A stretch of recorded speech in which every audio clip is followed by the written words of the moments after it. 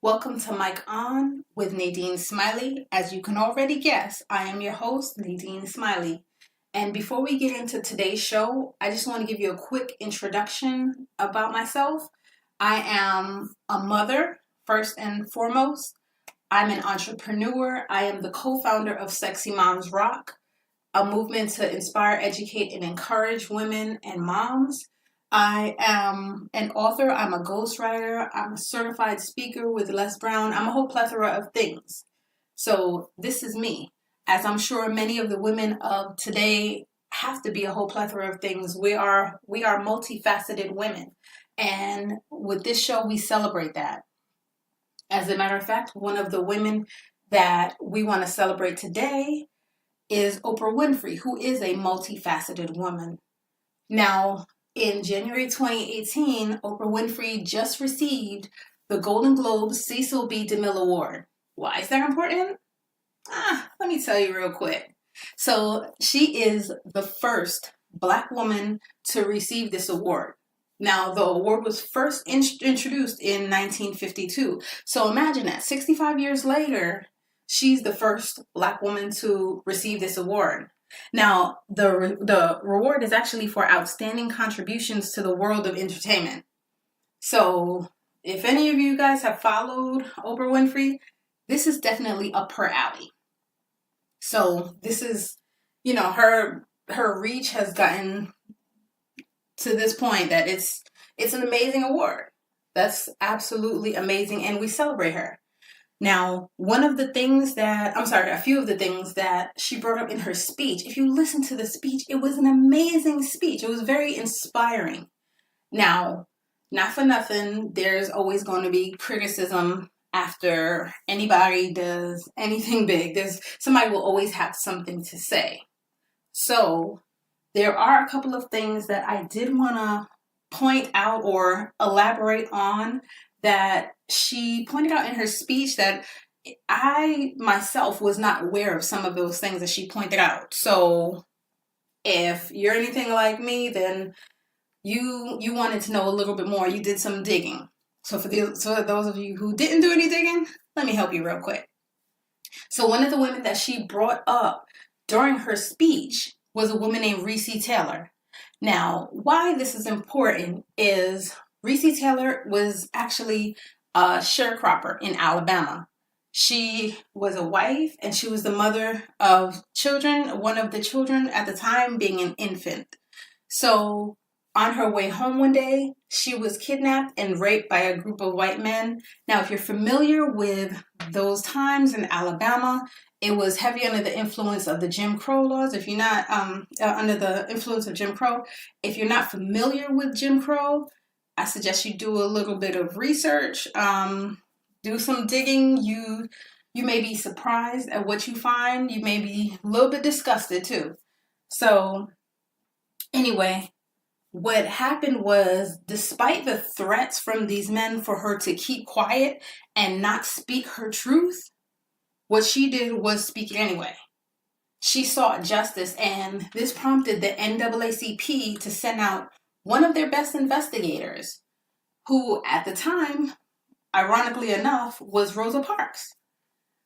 So Rosa Parks did the digging, she did the investigative work, and the vehicle of the vehicle that was used during the attack was identified. So was the driver, so was a couple of the other, actually all of the other men involved were all identified. However, two even came forward with confessions.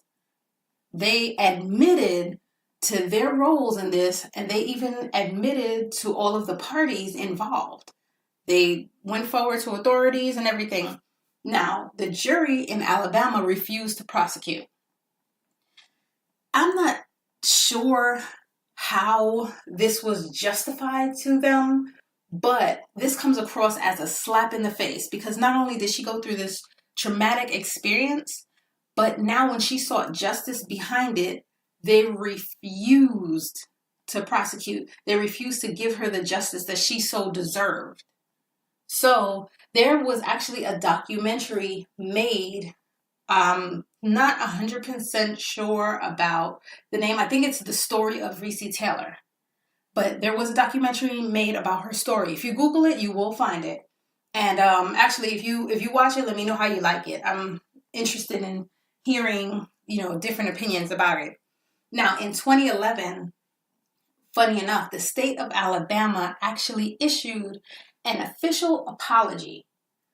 And in this official apology, what they were sorry, or what they apologized for, was for not giving her the justice that she deserved. Now, that's pretty big for a state to officially apologize for cheating a woman out of justice that she so deserved. Now, yeah, she got her apology. However, it was still too little too late, because still no justice was sought. So in December 28th of 2017, she actually died in a nursing home at 97 years old. So this was what prompted Oprah to share her story on her platform. This story resonated with Oprah. This story was important with Oprah. And I'm going to go into why in a second. But it was important enough for her to use that time, not talking about herself, but talking about the story that meant something to her. So the other thing that she discussed, and this one she's actually got quite a bit of criticism for, she brought up the Me Too movement. Now, if you've been living under a rock somewhere and you're not familiar with the Me Too movement, the Me Too movement was actually started in 2006 by Tariana Burke. And it was for Black and brown survivors of sexual assault and sexual harassment to be able to come forward and tell their story. The reason this didn't gain as much traction, I guess because there was no big names behind it, or whatever reason it didn't gain as much traction that we all heard it as we do now. Fast forward to now, Alyssa Milano actually posted one day on Facebook, if you've ever been a victim of sexual assault or sexual harassment, type Me Too. Now, within 24 hours, that post went viral and was shared 825,000 times. That's a whole lot in 24 hours. So a lot of people credited the Me Too movement to Alyssa Milano. She's not actually responsible for the Me Too movement. I just want to get that one cleared right there. It's actually Tariana Burke who started the movement. So, well, Alyssa Milano had the same intention as far as giving a voice to, allowing people to speak their truth. I believe in giving credit what credit is due. So Tariana Burke is actually the founder. So all of this to say that the criticism that Oprah received for discussing the Me Too movement, people felt that she was comparing it to what's currently going on in Hollywood as far as the intimidation for actors to sleep with the Hollywood higher-ups in order to not be blackballed, in order to, get a part, in order to do things like that. As it stands, intimidation is one of those things. If you look for rape, if somebody is intimidated, that would actually fall under the same, they're intimidated and forced to have sex. Yes, they can say no, but if they feel intimidated, if they feel like there will be some major repercussions, they feel like they have no choice, then it is no longer consensual for them. So, if there's any question, you can look up the definition of rape and, sexual assault, and you can look it up, and it does fall under those lines. Intimidation is one of those things that it falls under. So people were upset that she was comparing the two, but I think, and I try to see where people are coming from, but I think that they kind of missed the mark with how this was supposed to unify instead of divide. What Oprah did and what she was doing was using her platform to live out her purpose, to continue her purpose. Now, Oprah has shared herself She shared her story where when she was 9, she was raped, and this continued until she was 14. And the reason it stopped was because she became pregnant. And for her mother, upon finding out that her daughter was pregnant, she sent her to live elsewhere. So Oprah ultimately ended up living with her father. And when she gave birth to this baby, the baby died 2 weeks later. Of course, she went through the guilt. Of course, she went through the hurt, and just like any other normal woman would. However, when she does interviews, when she talks about it now, and if you've ever read her book, she feels like it was a second chance for her. Now, nobody knew she was going to blow up to be this media mogul. Nobody knew that she was going to have the platform that she does to reach this many people. Nobody had any idea that she was going to become the woman that she did. Now, the reason that I give her a ton of credit is because what she did was use her platform to speak her truth. And for so many of us, speaking your truth is scary. So we pull back. We don't share what we've been through. We don't tell people, yeah, I've gone through that and this is how I've gotten through.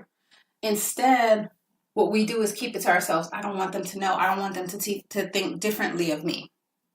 I mean, I don't know anybody that hasn't gone through that, myself included. So instead, what the way that it's supposed to go is the things that we go through for a reason. We don't go through things let me correct that. We don't go through things solely for ourselves. We go through things so not only we can heal, we can be stronger, but we can reach back and help somebody along the way too. So for a mother who has been homeless, who knows what it's like now to be on the other side, she can reach back and say, don't worry, it gets better. How can I help you? You know, I've been homeless with my children too. This is what we had to do. And she can reach back and help another woman in a similar position. Very similarly to often women of domestic violence situations.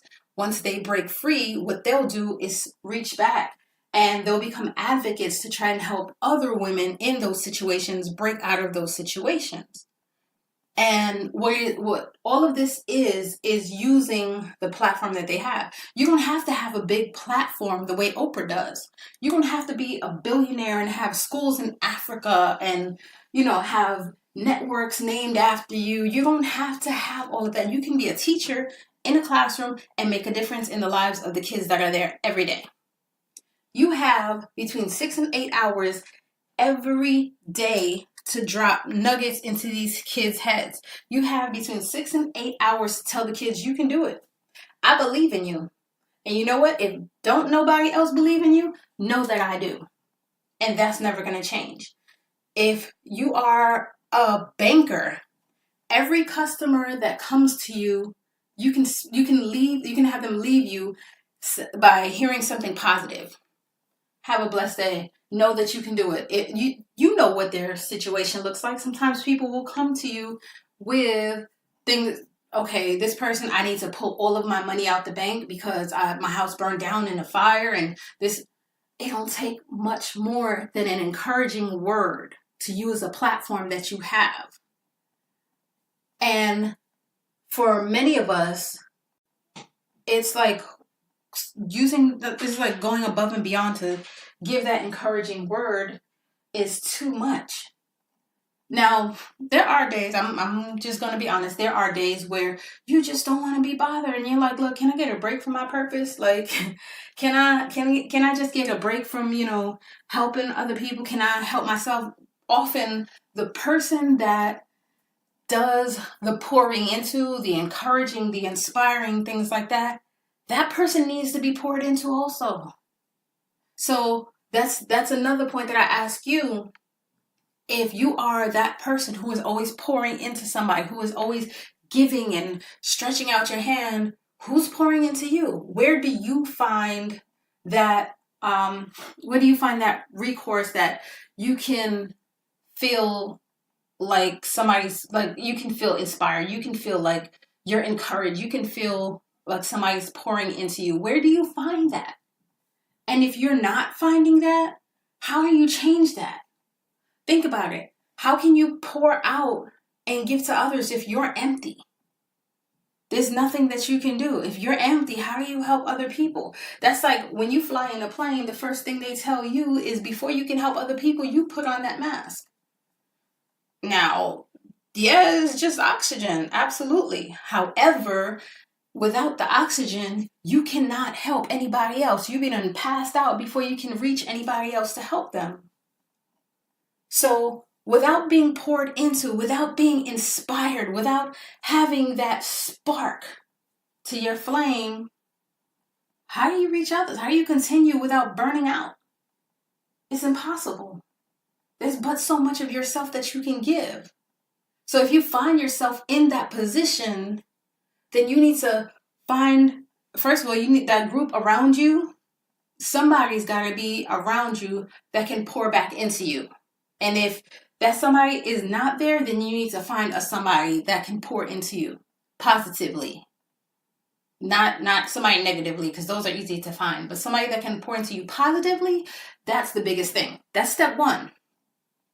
Find somebody that can pour into you in a positive manner, that can help inspire you, there will be days that come that you just don't feel like it. You just don't. And you're human. It's okay. You're going to have those days. So you need somebody that can be your cheerleader, that can push you along and say, oh, not today. You don't get to give up. You get a day off. But tomorrow, school back in session. Let's get it. That's what you need. And that's what you need to be for somebody else too. You've heard the saying, each one teach one.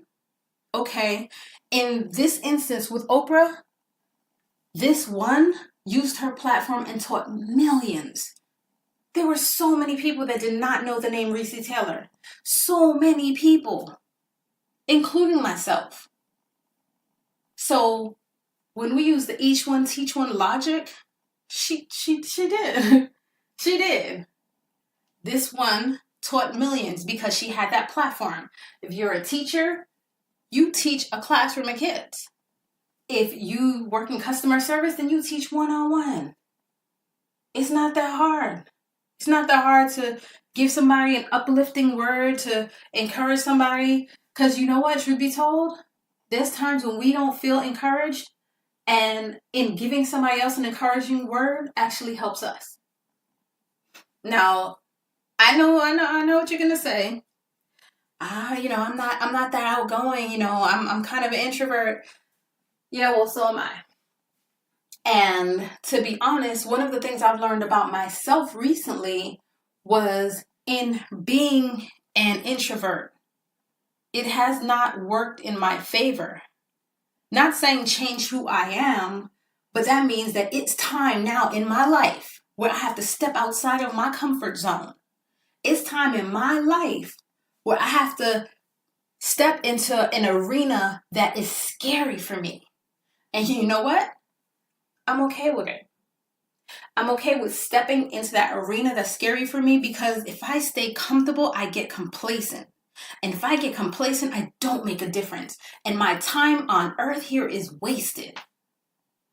So, are you stepping out of your comfort zone?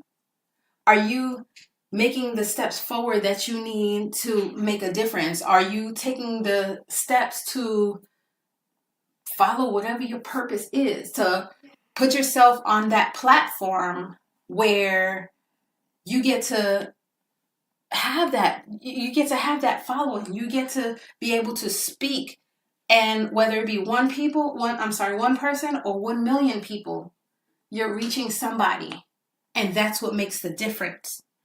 That's what will make the difference. In each one teach one doesn't have to be just one. You're one person, but you don't have to only reach just one. So the last part I want to leave you with is speaking your truth. That's going to be the hardest thing you've ever had to do, because in speaking your truth, you have to face yourself. And sometimes that means facing the truth about yourself. how you may have contributed to a situation, or how you may have done something wrong to somebody else, or anything like that. In speaking your truth, you're able to you're able to push ego aside and see exactly what the truth is. Here it is. And this is, I can't change it. This is what it is. And I accept it for what it is. And then be able to move forward and be able to use that as a lesson to reach others, or to be able to use that as a platform to reach others. As painful as the stories that Oprah has are, she's been able to speak her truth in a manner that has now put her on a stage in front of millions of people to be able to allow them to speak theirs. Or to, I'm sorry, not allow, but to encourage them to speak theirs. So what I have to ask you when it comes to speaking your truth, what are you holding back? Why? And I know what it is because I've been there myself. Some days I still am. Some days I still have to be like, maybe I don't need to share everything, but, and it's not saying bare your soul. It's not saying to tell all your business. What it's saying is to speak your truth. What applies to that situation? What lesson have you learned in that situation that you can apply and help others? How can you help make a difference? Because that pain that you went through was not solely for you. That storm that you went through and you came out on the other side, that wasn't just for you. Oh, you thought you was going to be the only one? Nah, that wasn't just for you. What that was for is for you to be able to show somebody else that you got through. You did not lose yourself in the eye of the storm. When it's too hard to see the other side, when it's too hard to see your hand in front of your face, you did not lose yourself. So now there's somebody in that storm that you have to reach back and say, open your eyes and keep walking forward because you're going to get through the storm. There's no way in the world that we can be so selfish that everything that we've gotten from the storm experience, everything positive that we've been able to walk through and see the other side that we've gotten through, there's no way we can be so selfish as to keep it to ourselves and never reach back. No way. So for all the critics that were so upset with Oprah and, you feel like she should have said this in her speech, so what? What she did was speak her truth. What she did was go on a stage in front of millions of people, and instead of talking about herself and focusing on herself, she used that platform to reach others. She used the platform to inspire others and to show, keep coming forward. Keep doing what you're doing. Keep speaking your truth because it's going to pay off. Our time is now. That's what I'm talking about. That's what I like to hear. So I don't know about you, but my time is now. And there's no way that I can be so selfish as to forget where I come from, what storms I've walked through, that I can't find the time or the space or whatever, the energy, whatever, to reach back and help somebody else walk through. So I challenge you today to do the same thing. There's somebody in that storm, and if you've walked through that storm, and it doesn't necessarily have to be the same exact situation, but if you can get through, remind them, encourage them, they can too. It's hard to see in front of you when the storm is all around you. Don't let them lose their vision in the storm. And for you, don't let the rocks cry out for you. Don't waste that purpose. Don't go to the grave without using every little bit that you had, because you were gifted with it for a reason. So I hope I gave you something to think about. And until next time, you can reach me on Instagram at Nadine.Smiley. You can reach me at Facebook, Nadine Smiley. You can go to my website, NadineSmiley.com. Leave comments. Reach out to me. I would love to hear from you. I look forward to talking with you all. Stay blessed.